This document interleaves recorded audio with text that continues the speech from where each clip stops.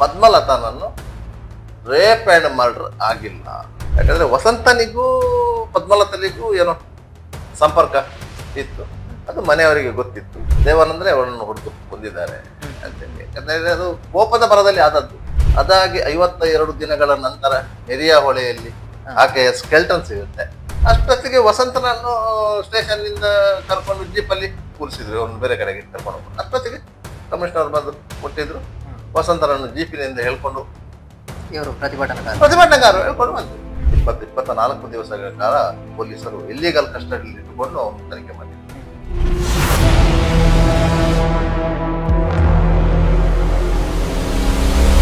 Sir ನಮಸ್ಕಾರ.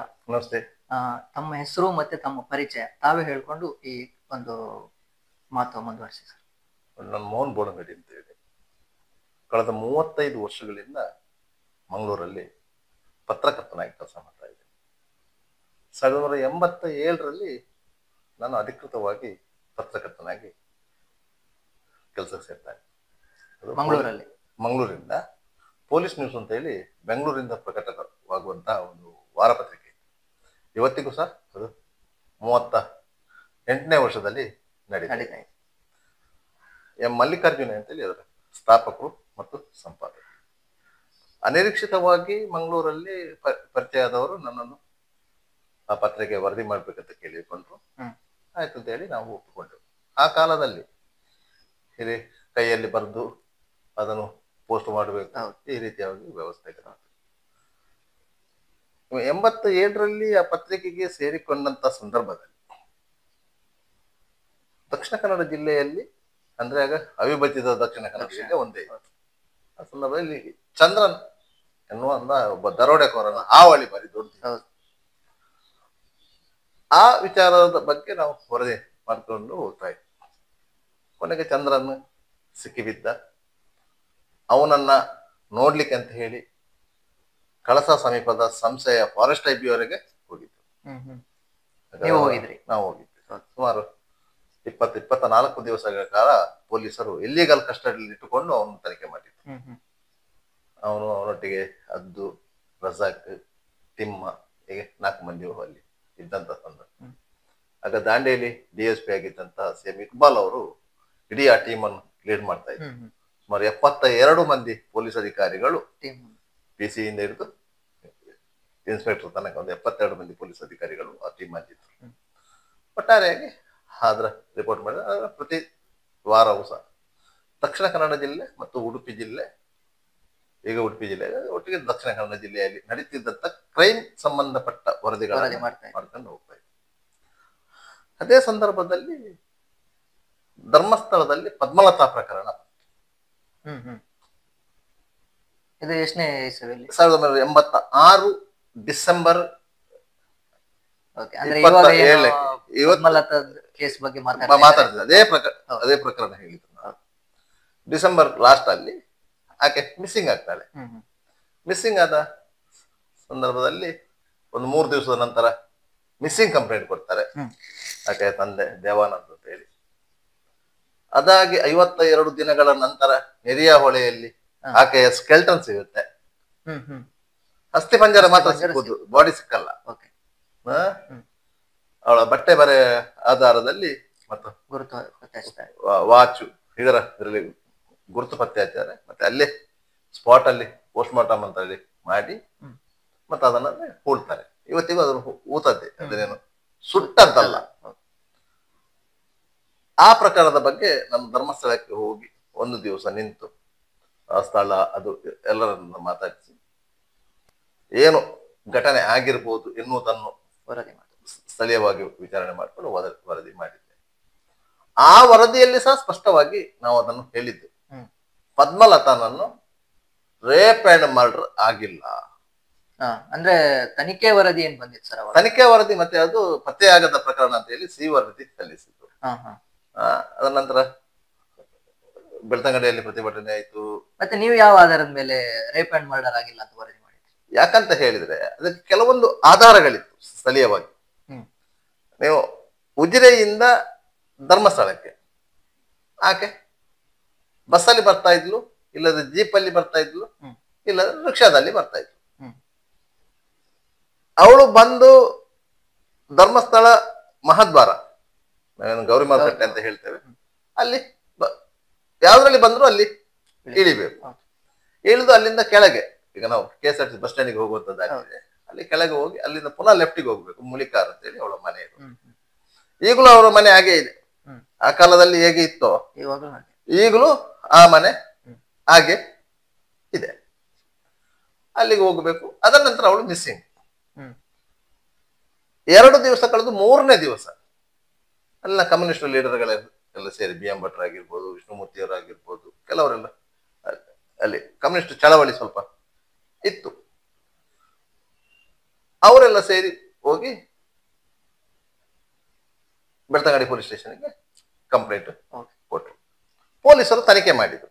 ತನಿಖೆ ಶುರು ಮಾಡಿದಾಗ ಅವ ಕಾರ್ಯತರ್ಕದ ವಸಂತ ಎನ್ನುವವರ ಜೀಪಿನಲ್ಲಿ ಬಂದದ್ದವಳು ಅಂತ ಗೊತ್ತಾಯ್ತು. ಹಾಗೆ ವಸಂತನನ್ನು ಪೊಲೀಸರು ವಿಚಾರಣೆ ಮಾಡ್ಲಿಕ್ಕೆ ಅಂತ ಹೇಳುವಾಗ ವಸಂತ ನಾಪತ್ತೆ. ಈ ಕಡೆ ಹುಡುಗಿಯೂ ನಾಪತ್ತೆ. ಇದು ಡೆಡ್ ಬಾಡಿ ಸಿಕ್ಕಿ ಎಷ್ಟು ದಿನ ಆಗಿದೆ ಸರ್? ಡೆಡ್ ಬಾಡಿ ಆ ಸಂದರ್ಭದಲ್ಲಿ ಸಿಕ್ಕಿರ್ಲಿಲ್ಲ. ಮಿಸ್ಸಿಂಗ್ ಕಂಪ್ಲೇಂಟ್ ಮೇಲೆ ತನಿಖೆ ಆದ.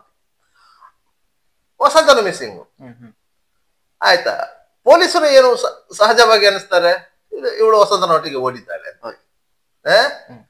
ಆದ್ರೂ ತನಿಖೆ ಮಾಡಿದ್ರು. ಕೊನೆಗೆ ವಸಂತ ವೇಣೂರ್ನ ತನ್ನ ಸಂಬಂಧಿಕರ ಮನೆಯಲ್ಲಿ ಅಡಿಗೆ ಕೂತಿದ್ದ.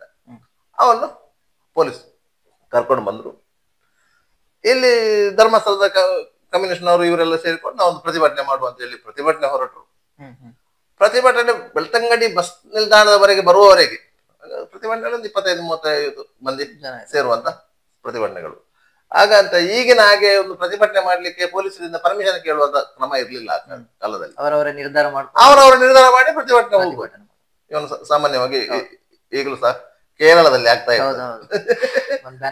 ಒಂದು ಬ್ಯಾನರ್ ಇಟ್ಕೊಂಡು 10 ಮಂದಿ ಆದ್ರೆ 10 ಮಂದಿ, 20 ಮಂದಿ ಆದ್ರೆ 20 ಮಂದಿ, ಈ ರೀತಿಯಾಗಿ ಪ್ರತಿಭಟನೆ ಮಾಡುವಂತದ್ದು. ಆ ರೀತಿಯಾಗಿ ಮಾಡಿದ್ದಾರೆ. ಅವರು ಬಂದು ಬಸ್ ಸ್ಟ್ಯಾಂಡ್ಗೆ ಬರುವ ಹೊತ್ತಿಗೆ ಪೊಲೀಸರಿಗೆ ಗೊತ್ತಾದ್ದು ಕಮ್ಯುನಿಸ್ಟ್ ಅವರು ಬರ್ತಾ ಇದ್ದಾರೆ ಅಂತ. ಅಷ್ಟೊತ್ತಿಗೆ ವಸಂತನನ್ನು ಸ್ಟೇಷನ್ ನಿಂದ ಕರ್ಕೊಂಡು ಜೀಪಲ್ಲಿ ಕೂರಿಸಿದ್ರು, ಅವ್ರನ್ನ ಬೇರೆ ಕಡೆಗೆ ಕರ್ಕೊಂಡು ಹೋಗ್ಬೋದು. ಅಷ್ಟೊತ್ತಿಗೆ ಕಮ್ಯುನಿಸ್ಟ್ ಅವರು ಬಂದು ಮುಟ್ಟಿದ್ರು. ವಸಂತನನ್ನು ಜೀಪಿನಿಂದ ಹೇಳ್ಕೊಂಡು ಇವರು ಪ್ರತಿಭಟನಾಕಾರರು ಹೇಳ್ಕೊಂಡು ಬಂದು. ಆದ್ರಿಂದಾಗಿ ಅದರ ಏನು ಅದರ ನಂತರ 52 ದಿನಗಳ ನಂತರ ನದಿಯ ಹೊಳೆಯಲ್ಲಿ ಸ್ಕೆಲ್ಟನ್ ಸಿಕ್ಕಿತ್ತು. ಅದರ ನಂತರ ಆಗ ವಸಂತ ಬಂಗೇರರು MLA ಆಗಿದ್ರು. ವಿಧಾನಸಭೆಯಲ್ಲಿ ಅವರು ಇದನ್ನು ಪ್ರಸ್ತಾಪ ಮಾಡಿದ್ರು. ಸರ್ಕಾರದ COD ಕೊಟ್ಟಿದ್ರು. ಜಗನ್ನಾಥ್ ರೈ ಅಂತ ಹೇಳಿ COD ಇನ್ಸ್ಪೆಕ್ಟರ್ ಆಗಿದ್ರು. ಈಗಲೂ ರಿಟೈರ್ಡ್ ಆಗಿ ಪುತ್ತೂರಲ್ಲಿ ಇದ್ದಾರೆ. ಆಯ್ತಾ, ಅವರು ಇನ್ಸ್ಪೆಕ್ಟರ್. ಅವರು ತನಿಖೆ ಮಾಡ್ತಾ ಆಗ್ಬೋದು. ಅವರು ಯಾವ ರೀತಿ ತನಿಖೆ ಮಾಡಿದ್ರು ಅಂತ ಹೇಳಿದ್ರೆ, ಆ ಯಾವುದೇ ಕಾರಣಕ್ಕೂ ಅವರು ಆ ಗೌರಿಮಾರ ಕಟ್ಟೆಯಿಂದ ಒಳಗೆ ಬರಲಿಲ್ಲ. ಧರ್ಮಸ್ಥಳದ ಕಡೆ, ದೇವಸ್ಥಾನ ಕಡೆ, ಬೀಡ್ನ ಕಡೆಗೆ, ಆ ಕಡೆ ಬರ್ಲೇ ಇಲ್ಲ. ಅವ್ರು ಏನಿದ್ರು ಆ ಕಡೆ ಹೊರಗಿಂದಲೇ ತನಿಖೆ ಮಾಡ್ಕೊಂಡು ಹೋದ್ರು. ಯಾಕಂತ ಹೇಳಿದ್ರೆ ಅವರು ಈ ಹಿಂದೆ ಬಂಟ್ವಾಳದಲ್ಲಿ ಸಬ್ ಇನ್ಸ್ಪೆಕ್ಟರ್ ಆಗಿದ್ದವರು. ವಿವಿಧ ಕಾರಣಗಳಿಗಾಗಿ ಧರ್ಮಸ್ಥಳಕ್ಕೆ ಬಂದೋಬಸ್ತ್ ಕರ್ತವ್ಯಕ್ಕಾಗಿ ಎಲ್ಲ ಹೋಗ್ತಾ ಇದ್ದವ ಅಧಿಕಾರಿ. ಒಳ್ಳೆ ದಕ್ಷ ಅಧಿಕಾರಿ. ದೇವರಾಜ ಅರಸು ಮುಖ್ಯಮಂತ್ರಿ ಆಗಿದ್ದಾಗ ಅವರ ಆತ್ಮ ಬಳಗದಲ್ಲಿ ಇದ್ದಂತ ಸಬ್ ಇನ್ಸ್ಪೆಕ್ಟರ್, ಹುಣಸೂರಲ್ಲಿ ಸಬ್ ಇನ್ಸ್ಪೆಕ್ಟರ್ ಆಗಿತ್ತು. ಹಾಗೆ ಅವರು ಆ ರೀತಿಯಾಗಿ ತನಿಖೆ ಮಾಡಿ ಹೋದಾಗ ಕೊನೆಗೆ ಅವರು ದೇವಾನಂದರ ಮನೆ ಹತ್ರಕ್ಕೆ ಬಂದಿದ್ರು. ಯಾಕಂದ್ರೆ ಎಲ್ಲಿಂದ ಮಿಸ್ಸಿಂಗ್ ಆಗಿದೆ ಅಂತ ಬೇಕು ಅಂತ. ದೇವಾನಂದ್ರು ಅಂದ್ರೆ ಪದ್ಮನಾಥನ ತಂದೆ. ಮತ್ತೆ ಅವರ ತನಿಖೆಯಲ್ಲಿ ಏನ್ ಗೊತ್ತಾಯ್ತು ಅಂತ ಹೇಳಿದ್ರೆ, ದೇವಾನಂದ್ರೆ ಅವರನ್ನು ಹೊಡೆದು ಕೊಂದಿದ್ದಾರೆ ಅಂತೇಳಿ. ಯಾಕಂದ್ರೆ ಅದು ಕೋಪದ ಬರದಲ್ಲಿ ಆದದ್ದು, ಉದ್ದೇಶಪೂರ್ವಕವಾಗಿ ಅಲ್ಲ. ಯಾಕಂದ್ರೆ ವಸಂತನಿಗೂ ಪದ್ಮಲತನಿಗೂ ಏನೋ ಸಂಪರ್ಕ ಇತ್ತು, ಅದು ಮನೆಯವರಿಗೆ ಗೊತ್ತಿತ್ತು. ಆದ್ರಿಂದಾಗಿ ಮನೆಯವರು ಅದನ್ನು ತಂದೆ ಒಪ್ಪೋಸ್ ಮಾಡ್ತಾ ಇದ್ರು. ಆವತ್ತು ವಸಂತನ ಜೀಪಲ್ಲಿ ಬಂದದಂತಲ್ಲಿ ಗೊತ್ತಾಗಿ ಅವರು ಹೊಡೆದ್ರು. ಇವಳೇನ ಬಿದ್ಲು, ಪ್ರಾಣ ಪಕ್ಷಿ ಹಾರಿ ಕಾಣ್ತದೆ. ಅದನ್ನು 2 ದಿವಸ ಮನೆಯಲ್ಲಿ ಇಟ್ಕೊಂಡ್ರು ಡೆಡ್ ಬಾಡಿ. 3ನೇ ದಿವಸ ಡಿಸ್ಪೋಸಲ್ ಮಾಡಿದ್ರು. ಡಿಸ್ಪೋಸಲ್ ಮಾಡಿದ ಮರು ದಿವಸ ಹೋಗಿ ಕಂಪ್ಲೇಂಟ್ ಕೊಟ್ಟಿದ್ರು, ಮಿಸ್ಸಿಂಗ್ ಕಂಪ್ಲೇಂಟ್ ಕೊಟ್ಟಿದ್ರು. COD ಪೊಲೀಸರು ತನಿಖೆ ಮಾಡಿದ ಸಂದರ್ಭದಲ್ಲಿ ಒಂದು ಮರದ ರೀಪರ್ ಸಿಕ್ಕಿತ್ತು, ಒಂದು ತುಂಡದ್ದು. ಅದರ ಮತ್ತೊಂದು ತುಂಡು ದೇವಾನಂದನ ಮನೆಯಲ್ಲಿ ಸಿಕ್ಕಿತ್ತು. ಆದ್ರಿಂದಾಗಿ ಇದು ಅವರಿಗೆ ಸಂಶಯ ಬರಲಿಕ್ಕೆ ಕಾರಣ. ಅಷ್ಟೊತ್ತಿಗೆ ಈ ಕಮ್ಯುನಿಸ್ಟ್ನವರೆಲ್ಲ ಸೇರಿದ್ರು. ವಿನಯ್ ಕುಮಾರ್ ಸೊರಕೆ ಅಂತ ಹೇಳಿ ಪುತ್ತೂರು MLA ಆಗಿದ್ರು. ಅವರಲ್ಲಿ ಒತ್ತಡ ಹೇರಿ ಅಧಿಕಾರಿಯನ್ನೇ ಬದಲಾಯಿಸಿದ್ರು, ತನಿಖಾಧಿಕಾರಿಯನ್ನು. ಅಧಿಕಾರಿ. ಸೇವಡಿ ಅವರು ಅಂದ್ರೆ ಅಲ್ಲಿವರೆಗೂ ತನಿಖೆ ಒಂದು ಹಂತದಲ್ಲಿ ಹೋಗ್ತಾ ಇತ್ತು. ಮತ್ತೆ ಬೇರೆ ತನಿಖಾಧಿಕಾರಿ ಬಂದು ಅದಕ್ಕೆ ಸಿ ರಿಪೋರ್ಟ್ ಹಾಕಿದ್ರು, ಬಿ ರಿಪೋರ್ಟ್ ಅಲ್ಲ, ಸಿ ರಿಪೋರ್ಟ್ ಹಾಕಿದ್ರು. ಅದರಿಂದ ತನಿಖೆ ಮಾಡಿದ್ದು UDR ನ ಮೇಲೆ ಅಸ್ವಾಭಾವಿಕ ಸಾವು ಎನ್ನುವಂತ ಇದರಲ್ಲಿ ಸಂಶಯಾಸ್ಪದ 174C ಅಡಿಯಲ್ಲಿ ಅದು ತನಿಖೆ ಆಗ್ತಾ ಇದ್ದದ್ದು. ನಿಮಗೆ ಅಸ್ವಾಭಾವಿಕ ಸಾವು ಅಂತ ಹೇಳಿದ್ರೆ CRPC 174 ಅಂತ ಹೇಳಿ ಒಂದು ಸೆಕ್ಷನ್ ಇದೆ. ಈ 174 ಅಲ್ಲಿ ನೀವು ಕೇಸ್ ರಿಜಿಸ್ಟರ್ ಮಾಡಿದ್ರೆ ಪೊಲೀಸ್ನವರು, ಅದು ಆತ್ಮಹತ್ಯೆ ಇಲ್ಲ ಅಸ್ವಾಭಾವಿಕ ಸಾವು ಅಂತ ನಾವು ಹೇಳ್ತೇವೆ. ಅದರ ನಂತರ ಅದರ ಮೇಲೆ ತನಿಖೆ ಇಲ್ಲ, ತನಿಖೆ ಇಲ್ಲ. ಬಾಡಿ ಪೋಸ್ಟ್ ಮಾರ್ಟಮ್ ಮಾಡುವುದು, ಇನ್ಕ್ವೆಸ್ಟ್ ಮಾಡುವುದು, ಇಷ್ಟೇ ತನಿಖೆ. ಸಂಬಂಧಿತ 4-5 ಮಂದಿ ಸ್ಟೇಟ್ಮೆಂಟ್ ಮಾಡುವುದು, ಮತ್ತೆ ಪೋಸ್ಟ್ ಮಾರ್ಟಮ್ ರಿಪೋರ್ಟ್ ಬಂದ ಕೂಡಲೇ ಫೈನಲ್ ರಿಪೋರ್ಟ್ ಹಾಕಿ ತಹಸೀಲ್ದಾರಿಗೆ ಸಲ್ಲಿಸುವುದು. ಈಗ ಈಗಲೂ ಕೆಲವರು ಹೇಳ್ತಾರೆ ಕೋರ್ಟಲ್ಲಿ ದಾಖಲೆ ಇಲ್ಲ, ಕೋರ್ಟಲ್ಲಿ BM ಮುನ್ನೆ ಹೇಳ್ತಾ ಇದ್ರು ಕೋರ್ಟಲ್ಲಿ ದಾಖಲೆ ಇಲ್ಲ, ಅಲ್ಲಿ UDR ಆದಕ್ಕೆ ಕೋರ್ಟಲ್ಲಿ ದಾಖಲೆಗಳು ಸಿಕ್ಕುವುದಿಲ್ಲ. ಯಾಕಂದ್ರೆ UDR ಆದದ್ದು CRPC ಅಡಿಯಲ್ಲಿ ಕೇಸು ದಾಖಲಾಗುವುದರಿಂದ, FIR ಆಗುವುದು CRPC ಅಡಿಯಲ್ಲಿ.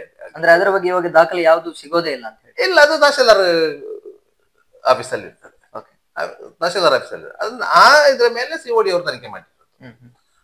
ಅದು ಫೈನಲ್ ಸಿ ರಿಪೋರ್ಟ್ ಹಾಕಿದರೆ ಅದು UDR ಆಗಿ ಮುಗಿದಿದೆ. ಇದನ್ನು ಆ ಸಂದರ್ಭದಲ್ಲಿ ನಾನು ರಿಪೋರ್ಟ್ ಮಾಡಿದವನು. ತದನಂತರ ನಾವು 90ರಲ್ಲಿ ನಾವು ಮಂಗಳೂರು ಮಿತ್ರ ಅಂತ ಹೇಳಿ ಈವ್ನಿಂಗ್ ಡೈಲಿ ಮಾಡಿದ್ವಿ. ಕರಾವಳಿ ಕರ್ನಾಟಕದ ಪ್ರಥಮ ಸಂಜೆ ಪತ್ರಿಕೆ. ಮೊದಲೊಮ್ಮೆ ಸಂಧ್ಯಾದೀಪ ಅಂತ ಒಂದು ಪತ್ರಿಕೆ ಇತ್ತು, ಇಲ್ಲ ಅಂತ ಇರ್ಲಿಲ್ಲ. ಆದ್ರೆ ದೊಡ್ಡ ಮಟ್ಟದಲ್ಲಿ ಒಂದು ಸಂಜೆ ಪತ್ರಿಕೆ ಅಂತ ಆದದ್ದು ಮಂಗಳೂರು ಮಿತ್ರ. 1990ರಲ್ಲಿ ಜೂನ್ 10ನೇ ತಾರೀಕಿಗೆ ರಿಲೀಸ್ ಆಯಿತು. ಇದೇ ಧರ್ಮಸ್ಥಳದ ಒಂದು ವೀರೇಂದ್ರ ಹೆಗ್ಡೆ ಅವರೇ ಮಂಗಳೂರಿನ ವುಡ್ಲ್ಯಾಂಡ್ಸ್ ಹೋಟೆಲ್ನ ಸಭಾಂಗಣದಲ್ಲಿ ಅದನ್ನು ಬಿಡುಗಡೆಗೊಳಿಸಿದ್ರು ಸಂಜೆ. ಆ ಪತ್ರಿಕೆಯಲ್ಲಿದ್ದೆ. ಅದನಂತರ ನಾವು ಆ ಪತ್ರಿಕೆಯಲ್ಲಿದ್ದಂತ ಕೆಲವರು ಸೇರಿಕೊಂಡು ಮತ್ತೆ ನಾವು ಹೊಸ ಸಂಜೆ ಒಂದು ಪತ್ರಿಕೆ ಮಾಡಿದ್ದೆವು. ಟಿವಿ ವಿಕ್ರಮ, ದೇಶ ನಿಮ್ಮ ಕೈಯಲ್ಲಿ. ಈ ಕಾರ್ಯಕ್ರಮ ನಿಮಗೆ ಇಷ್ಟ ಆಗಿದ್ದಲ್ಲಿ ಲೈಕ್, ಶೇರ್ ಹಾಗೂ ಕಮೆಂಟ್ ಮಾಡಿ. ಟಿವಿ ವಿಕ್ರಮದ ಕಾರ್ಯಕ್ರಮಗಳನ್ನು ನಿರಂತರವಾಗಿ ವೀಕ್ಷಿಸಲು ಸಬ್ಸ್ಕ್ರೈಬ್ ಮಾಡಿ, ಬೆಲ್ ಐಕನ್ ಒತ್ತಿ.